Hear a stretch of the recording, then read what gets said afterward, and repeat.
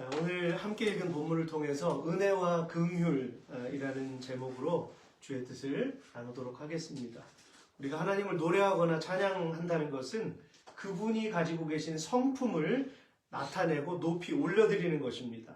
또한 예배는 그분이 자신의 성품을 통해서 우리들에게 베풀어 주신 은혜를 묵상하며 감사함으로 올려드리는 행동이죠. 그러므로 예배의 자리에 서는 저와 여러분들은 우리 스스로의 모습을 돌아보는 시간을 분명히 가지고 예배에 임해야 합니다. 만약 예배가 사람에게 보이기 위한 퍼포먼스라면은 큐사인은 기다리면 되잖아요. 그죠? 큐사인. 순서대로 그냥 따라가기만 하면 됩니다. 근데 예배는 순서지에 나와 있는 것처럼 순서만 따라가는 게 아니잖아요. 그죠? 자칫 잘못하면 우리가 예배의 순서에 매이고 하나님이 아니라 예배 자체가 우상이 될 수도 있습니다. 좀 헷갈리시나요, 혹시? 예배의 형식 자체가 우상이 될 수가 있어요. 네, 본질인 그 하나님을 먼저 우리 가운데 풍성히 거하시도록 우리가 준비하는 마음이 너무나 필요하죠. 로마서 8장 27절의 말씀처럼 마음을 살피시는 이가 하나님이심을 믿는다면 우리가 그분 앞에 서 있다는 걸 늘 기억해야 합니다. 특히 저 같은 목회자들은 하나님 앞에 서 있다는 걸 늘 명심해야 될 것 같아요.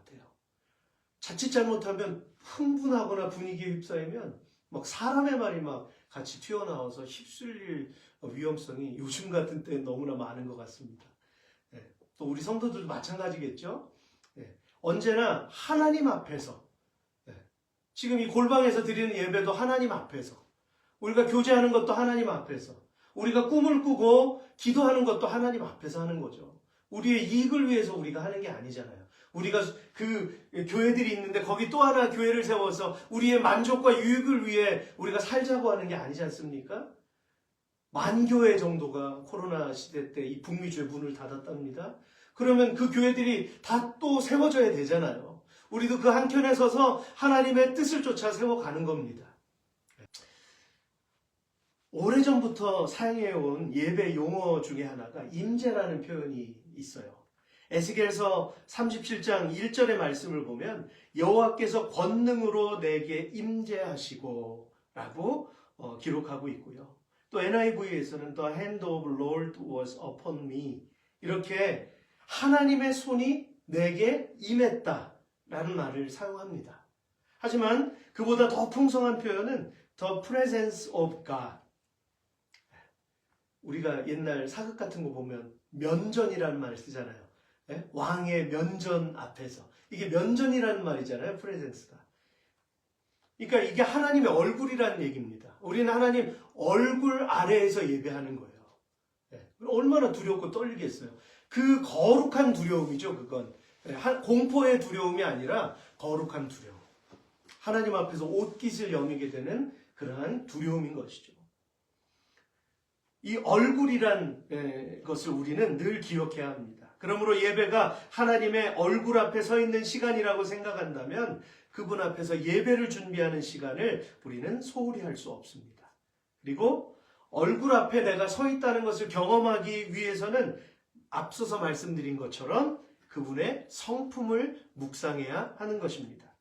특별히 구약 성경에 나타난 하나님의 성품은 의로우심인데요. 특별히 사사기 8장과 9장에서는 사사였던 기드온, 여룻바알이라고 불렸던 기드온이 첩이 있었어요.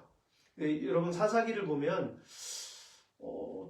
도덕적으로 저게 맞나? 조금 아리송할 때가 있어요. 그죠? 삼손의 모습, 기드온의 모습, 그죠? 근데 그건 그냥 액면 그대로 봐야 되는 거예요. 사람이 저렇게 연약하구나. 사사이면서도 저렇게 사람의 욕망도 겸하여서 같이 가지고 있었구나 라고 우리는 봐야 되고요. 그러나 하나님께서 그 연약한 사람들을 사용하셨던 시간, 그때 그들의 모습, 그것 또한 우리가 놓치지 말아야 될 그러한 모습인 것이죠. 근데 이 기드온이요, 나중에 가서는 좀 안 좋은 모습을 보여요. 기드온이 자녀를 많이 낳았어요. 70명을 낳았어요. 70명을 낳았다는 건 첩이 있었다는 거예요. 그러니까 그런 도덕적인 부분에 있어서는 정말 그때에는 하나님의 영이 임하시지 않으면 어찌할 수 없는 그러한 암울한 상황이었다라고 하는 것이죠. 근데 갑자기 첩의 아들 아비멜렉이라는 사람이 나타나서 자기의 배다른 이복 형제들 70명을 다 죽입니다. 그리고 자기가 왕이 되는 그러한 역사를 만들어내죠. 세겜 사람들이 동조합니다. 그를 막 부추겼어요. 그래서 아비멜렉이 왕이 되고 이제 이렇게 다스리게 되는데 가만히 보니까 아비멜렉이 너무 폭군인 거예요. 그러니까 세겜 사람들이 반역을 합니다. 그래서 아비멜렉은 자신의 왕자를 빼앗으려던 이 가알이라는 사람을 물리쳤고요. 더베스라는 곳에 세워진 견고한 성, 그 앞에서 이제 막 싸우는데, 근데 갑자기 한 여인이 던진 돌에 맞아서 그냥 죽습니다. 이게 얼마나 허무한 죽음이에요. 그죠? 거창하게 등극했는데 정작 그 죽음은 초라하고 갑작스럽게 대장부답게 죽는 것도 아니고 또 어느 여인의 돌에 맞아서 죽는 이러한 모습은 구약에 나타난 하나님의 의로우심을 보여주시는 사건이죠. 아브라함은 창세기 18장 25절에서 소돔으로 향하던 천사에게 이렇게 얘기한 적이 있습니다. 주께서는 온 땅의 심판자이십니다. 그러니 옳은 판단을 내리셔야 하지 않겠습니까? 제가 현대인의 성경으로 읽어드렸습니다. 여러분, 만약 구약적인 그 프레임으로 바라본다면 우리는 구원받을 수 없어요. 구원받을 수 없고요. 하나님께서 긍휼을 베푸시든지 베푸시지 않든지 우리는 그분에게 따지거나 블레임할 수 없습니다. 근데 지금 오늘 많은 사람들이 하나님을 오해하잖아요. 그죠? 그 전체적으로 인간의 역사는 죄를 지은 상태로서의 그 틀을 가지고 구원자이신 예수 그리스도를 바라보아야 되는데 사람들은 그냥 막연하게 하나님의 사랑이라는 관점에서만 보려고 해요. 그러니까 하나님을 인정하지 못하는 거죠. 우리의 모습은 보지 못하고. 그죠? 그러나 우리는 죄인이기 때문에 그 틀에서 우리는 하나님의 성품을 이해하고 바라보아야 합니다. 의로우신 하나님은 우리에게 은혜와 긍휼을 주셨어요. 보세요. 하나님은 정의를 행하는 것이 의무이시지만 그분의 성품이기 때문에 은혜와 긍휼은 죄인이 가질 수 없었던 불가능한 것이었기 때문에 하나님의 또 하나의 자발적인 의지라고 하는 것입니다. 은혜와 긍휼은. 즉 하나님께서 그것을 주고자 하는 마음이 생기셔서 우리에게 주신 거예요. 하지만 우리가 죄인이라서 그분이 주신 은혜와 긍휼이 불완전한 것은 아닙니다. 완전하십니다. 하나님의 은혜와 긍휼은 우리에게 완전하세요. 그래서 우리는 신앙생활할 때 내 생각, 내 신념, 내 습관을 믿는 게 아니라 하나님의 말씀을 믿는 것입니다. 아멘? 네, 하나님의 말씀을 믿는 거예요. 비록 나는 우왕좌왕하고 때때로 너무 시류에 차 있고 시험에도 들고 뒷걸음질 치고 넘어지고 막 좌충우돌하지만 그럼에도 불구하고 우리가 하나님의 말씀을 믿는다면 그 말씀이 의로우심이고 능력이기 때문에 하나님은 말씀대로 행하십니다. 아멘? 네, 우리는 그래서 믿음을 고백하는 거예요. 다윗처럼. 다윗이 그 예이잖아요. 그도 사람을 죽인 살인자였고 간음했던 간음자였고 얼마나 많은 피를 흘렸어요. 많은 사람을 죽였어요. 그런데도 그는 자신의 연약함을 너무 잘 알았어요. 그래서 날마다 그걸 주님 앞에 토설하고 고백했어요. 하나님, 의로우신 하나님, 공의를 행하시옵소서. 저는 저 악한 사람을 대적할 수 없습니다. 자기의 약함을 그대로 다 드러냈지 않습니까? 그래서 하나님 내 마음에 합한 자다 이렇게 말씀해 주셨어요. 그래서 하나님의 말씀이 능력이시고 의로우십니다. 그래서 우리는 그 말씀만 믿으면 돼요. 말씀을 믿고 노력하는 것을 내려놓지 않는 것입니다. 예수님은 마태복음 7장 18절에서 좋은 나무가 나쁜 열매를 맺을 수 없고 못된 나무가 아름다운 열매를 맺을 수 없다라고 말씀하셨어요. 이것은요, 우리가 조금 묵상을 해보면 하나님의 성품을 정확하게 설명하신 것이기도 해요.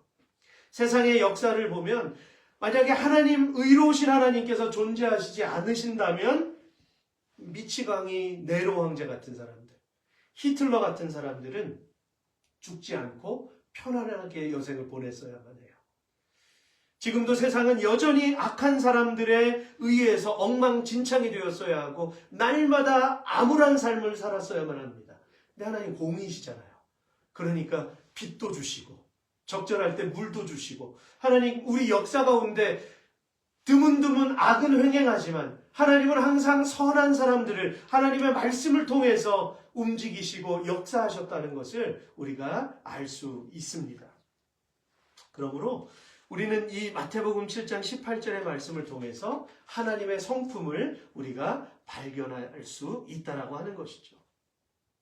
다시 본문을 보겠습니다. 아비멜렉에 의해서 이스라엘의 죄는 더욱 깊어갔지만 오히려 하나님의 은혜는 강하게 임하였습니다. 1절 말씀 같이 읽겠습니다. 시작. 아비멜렉이 죽은 후 이사갈 지파 사람 도도의 손자이며 부하의 아들인 돌라가 나타나 이스라엘을 구원하였다. 아멘. 그리고 23년을 사사로 살아냈습니다. 그리고 3일이란 땅에 묻혀요. 그리고 그 다음에는 길르앗 사람 야일이 이스라엘의 사사가 되어서 다시 22년을 통치합니다. 그리고 그는 가몬이라는 곳에 묻혔어요. 자, 보세요. 기드온이 죽은 후에 이스라엘은 막 스스로 왕이 되려고 하는 사람들이 이곳저곳에서 일어났지만 그들의 생애는 비참했습니다. 그러나 하나님의 임의대로 하나님의 주권으로 세운 사람들은 삶이 어떻게 됐어요? 물론 거기에 뚜렷하게 그들의 어떤 역사가 드러나지 않았어요. 왜일까요? 하나님이 일하신 시간이었기 때문에, 하나님과 함께하는 시간이었기 때문에 부연 설명이 필요하지 않은 거죠. 그래서 여기에서도 우리는 하나님의 의로우심을 우리가 발견할 수 있다라고 하는 것입니다. 근데 여기서 한 가지 궁금한 점이 생겨요.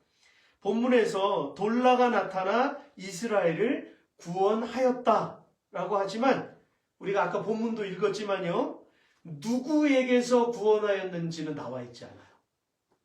이 앞에는 여러 부족과 싸우는 그게 나와 있지만 이 돌라가 다스릴 때에는 이스라엘이 누구로부터 구원을 받았는지는 나오지 않고요. 그래서 우리는 이렇게 해석을 합니다. 그는 이스라엘 자신으로부터 구원했다라고 하는 것이죠. 우리의 심령을 하나님 앞에 세우는 것 중요하잖아요. 그렇죠? 우리 숫자적인 부흥이 필요한 게 아니라 지금 이 시대에는 영적인 부흥이 필요합니다. 그래서 우리 심령의 부흥이 필요한 것처럼 오늘 돌라가 다스릴 때 이스라엘은 이스라엘 자신들로부터 하나님 앞에 구원을 받았어야만 했습니다. 크리스천 투데이에서 이런 기사를 보았는데요. 한국 교회의 43%가 주일학교가 없답니다. 지금 위기라는 거예요. 그리고 이 원인은 세속화라는 것입니다. 물론 출산율이 떨어져서 어린이와 청소년이 많이 없어진 현실 때문이기도 하지만 교회가 가장 성장하지 못하는 이유는 세속주의적인 가치관과 문화적인 영향이 크다라고 하는 것이죠. 예전에 퓨리탄들, 청교도들, 미국으로 이렇게 신앙의 자유를 찾아서 옮긴 분들이 청교도잖아요. 그 퓨리탄들은 어떻게 보면 그들이 영국에서 살았을 때 많은 핍박을 받았어요. 죽을 고비도 많이 넘기고. 근데 그들의 삶은 항상 주일 예배를 교회에서 드리고 나면 또 오후에는 가정으로 돌아가서 자녀들에게 질의, QA 시간을 갖습니다. 그래서 오늘 말씀 가운데 어떤 것이 너에게 다가왔니? 아니면 하나님이 어떤 걸 깨닫게 하셨니? 물으면 자녀들은 그것에 답하고, 또 부차적인 설명이 필요하면 부모님들이 이야기해주고, 그 다음에 같이 손을 잡고 기도하고. 가끔 헐리우드 무비 같은 거 보면 이렇게 손잡고 기도하잖아요. 근데 그런 걸 세상 사람들은 비웃어요, 요즘에는. 그렇지만 그게 왜 그들이 그러한 삶을 살았는지를 보여주는 단면적인 예죠. 청교도들은 이렇게 하나님 앞에서 살았다라고 하는 것입니다. 여러분, 교회가 세상의 것을 들여와서 이렇게 혼합되어지는 걸 많이 보잖아요, 우리가. 이거 묵상 많이 해야 돼요. 지금 우리가 타성에 젖어 있거나 우리가 잘못 행했던 것이 어떤 것이 있는지, 잘못 받아들인 것이 무엇인지, 그런 것들을 고민하고 서로 나누고 우리가 내려놓을 것은 내려놓고 다시 새롭게 하는 것. 그게 리포먼드 처치입니다. 리포먼드 처치가 다시 새롭게 하는 거잖아요. 우리 개혁교회는 새롭게 하는 것입니다. 하나님 앞에서. 여러분, 지금 바로 이런 가치관과 문화의 영향이 나타났다는 것이죠. 또한 미국 크리스천 포스트의 칼럼니스트인 조셉 마테라라는 박사가 교회들이 놓치는 10가지에 대해서 소개했는데요. 그 중에 한 가지를 이렇게 정의했습니다. 교회는 주중에 한 번 예배드리는 종교가 아닌 삶의 방식이다. 종교 하잖아요. 근데 기독교는 종교가 아니라 삶의 방식이다. 하나님의 말씀으로 살아가는 하나님의 삶이다 라고 하는 것이죠. 예수님께서 보여주시고 살아내신 삶 그 자체가 교회이지만 이 시대 교회의 위기는 예배를 삶으로 담아내지 못하고 있다라고 하는 것이죠. 그러니까 이중적인, 이원론적인, 교회에서는 거룩한데 세상에 나가면 다르게 바뀌는 거예요. 얼굴색이 바뀌는 거예요. 자기 비즈니스나 기업에 가면 바뀌는 거예요. 삶의 방식은 여전히 자기의 방식이에요. 하나님이 이것은 기뻐하지 않죠. 하나님이 그 예배는 받지 않으십니다. 그렇기 때문에 우리가 노력해야 될 것은 삶 속에서도 여전히 동일한 예배자가 되어야 된다라고 하는 것입니다. 사사시대의 문제가 무엇이었나요? 그들은 분명 하나님의 도우심으로 가나안 땅에 들어가서 그것을 하나님의 나라로 만들 수 있는 능력이 있었어요. 그죠? 여호수아와 그 12지파가 얼마나 치열한 전쟁을 했어요. 그 선열들이 얼마나 많은 피를 흘렸습니까? 그리고 나서 분배받은 땅에서 다 정복하고 거룩한 예배자로 거듭나야 될 것 아니에요. 근데 여호수아가 죽자, 또 하나님을 경험했던 장로와 수많은 리더들이 죽자마자 각자 자기들의 소견에 오른 대로 살았다. 이렇게 성경은 말씀하고 있어요. 가나안 문화 속에 푹 아주 잠들었다라고 하는 것이죠. 능력과 기회가 있었습니다. 그럼에도 불구하고 예배자로서의 삶을 살아내지 못한 채 가나안 문화 속에서 자신들을 매몰시킨 것이죠. 그리고 오늘 본문 6절엔 그 모습을 자세하게 기록하고 있어요.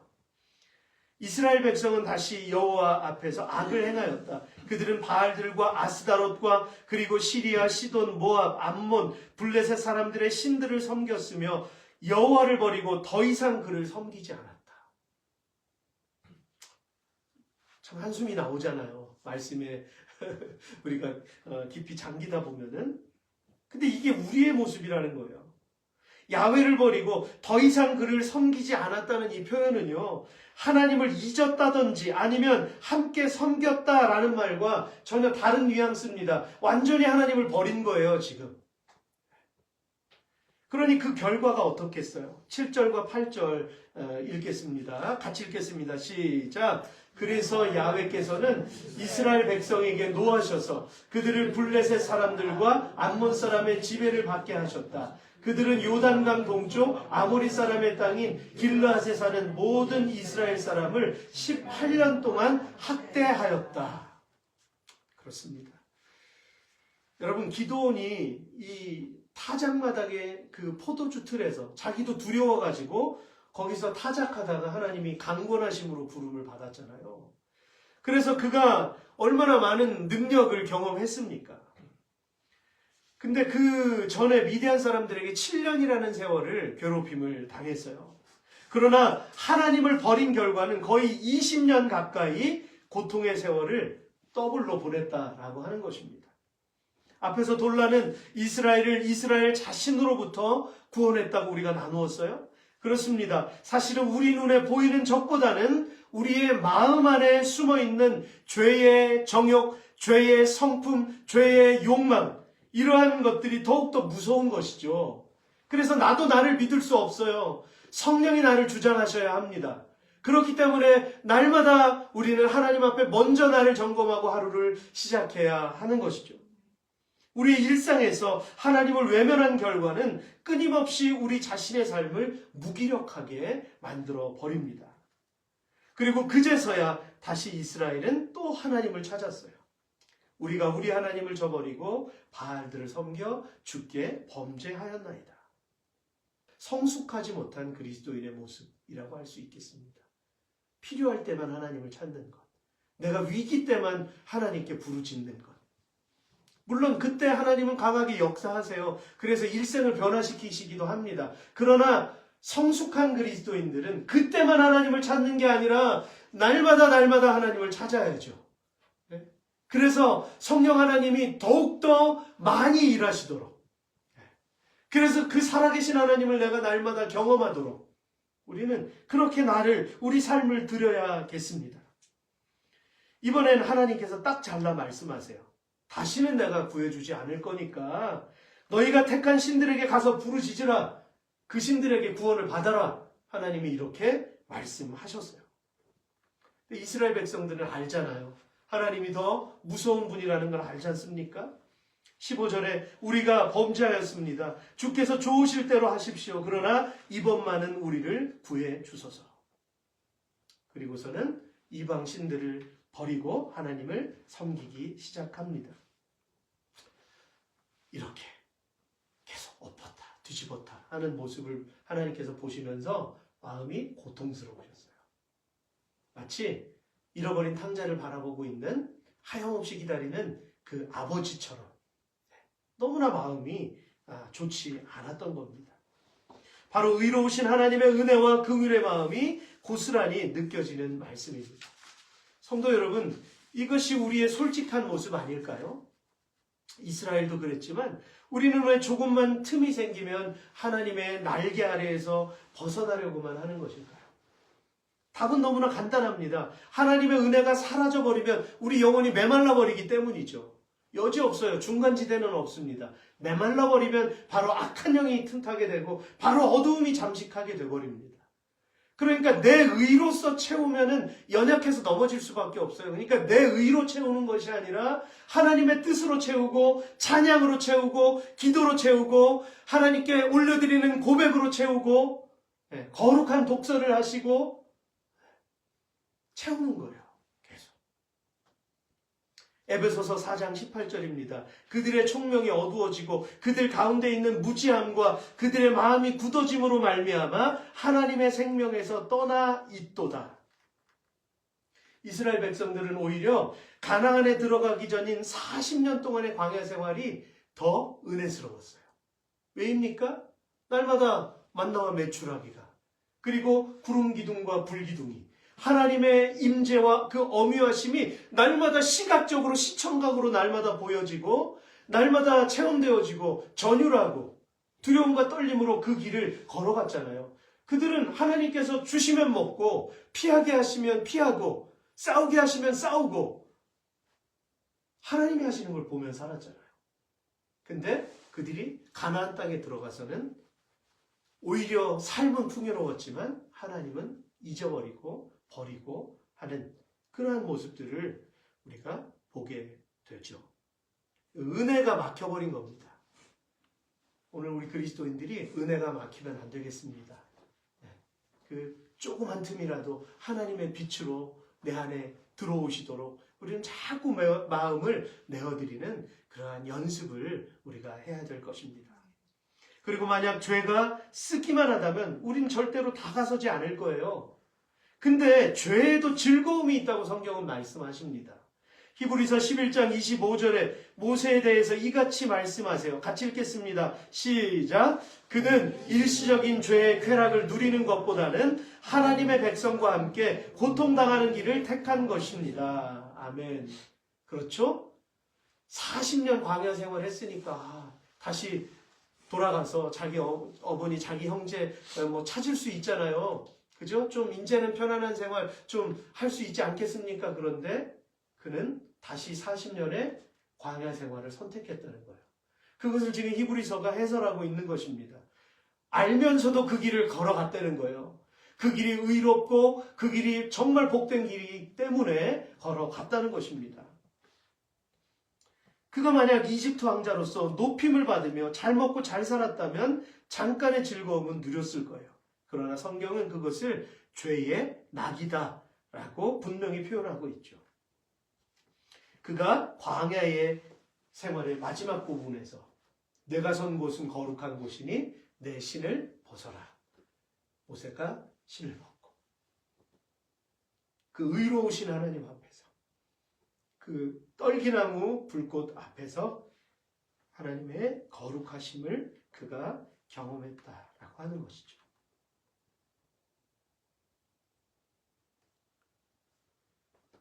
거기서 하나님은 당신의 이름을 말씀하셨습니다. 나는 여호와다. I am who I am. 나는 스스로 있는 자다. 주님은 이렇게 말씀하셨습니다. 민족을 구원해내는 인생의 목적을 그가 이루게 된 것입니다.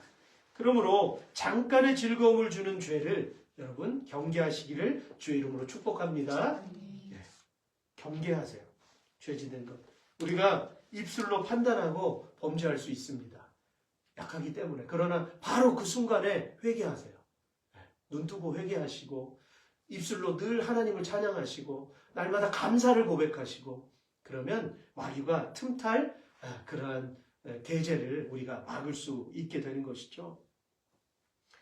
사랑하는 성도 여러분, 무엇보다도 이 시대는 우리의 정신을 혼란스럽게 만드는 세상의 가치관과 논리와 사상으로 가득 차 있어요. 보세요.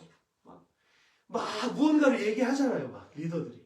근데 곰곰이 들어보면 다 자기 욕심을 강조하는 거잖아요. 그죠? 자기 이념을 강조하는 거잖아요. 누가 주인입니까? 그 삶의 주인은 자기예요. 그러니까 서로 자기 주장을 하니까 상대방의 말을 듣지를 않아요. 막 퍼붓는 모습들. 그게 국민을 위한 겁니까, 여러분? 한번 생각해 보세요. 막 몇천 개의 자영업자들이 막 문을 닫고 막 이런데 이 배부른 사람들은 거기 서가지고 자기 이념, 자기의 생각만을 관철시키기 위해서 막 싸우고 있잖아요. 저는 어느 편에도 서고 싶지 않습니다. 다 똑같잖아요. 답은 하나요. 국민을 정말 영혼을 사랑한다면 영혼들을 위해서 무언가를 막 애쓸 것 아닙니까? 그러면 삶이 윤택해지고 사회가 변할 거잖아요. 근데 그런 건 전혀 없이 회개해야 돼요. 그래서 그리스도인들은 더 회개해야 되고 설령 그리스도인들도 그 안에 있습니다. 분명히. 근데 그리스도인들이 하나님의 방법을 구하지 않고 사람의 방법을 택했다면 그것도 하나님 앞에 범죄한 것 아니겠어요? 그거 회개해야 되고 하나님께 구해야 됩니다. 하나님 길을 열어주시지 않겠어요? 다윗도 하나님께 기도했고 여호수아도 하나님께 기도했고 모세도 기도했고 계속 하나님 앞에서 기도하고 너는 이렇게 해라. 유다가 올라갈지니라. 그럼 전쟁에서 승리하고 막 그랬잖아요. 근데 하나님을 의지하지 않고 법궤만 들고서 형식적인 종교적인 삶을 사니까 전쟁에서 패하고 법궤를 빼앗겨버리는 이러한 무지한 모습들을 우리가 이미 많이 보았지 않습니까?